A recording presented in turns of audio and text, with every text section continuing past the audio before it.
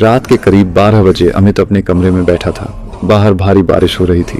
तभी अचानक छत से धीमे धीमे चलने की आवाज आने लगी। टप टप टप। अमित चौंका, क्योंकि घर की छत पर जाने का कोई रास्ता ही नहीं था। उसने सोचा शायद बिल्ली होगी, पर आवाज और भारी होती गई, जैसे कोई औरत लंबी साड़ी घसीटते हुए चल रही हो। अमित डरते डरते कमरे से बाहर निकला। लाइट जलते ही आवाज रुक गई। वह सीढ़ियों की तरफ बढ़ा कि तभी पूरे घर की लाइट एकदम से गुल हो गई। अंधेरे में उसे अपने पीछे साड़ी रगड़ने की आवाज सुनाई दी।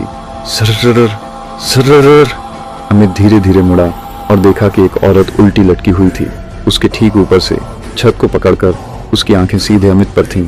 औरत फुसफुसाई, छत पर कोई नहीं जाता, पर मैं कभी नीचे नहीं उतरती। सब्सक्राइब जरूर करना, अगली कहानी और भी जानलेवा है।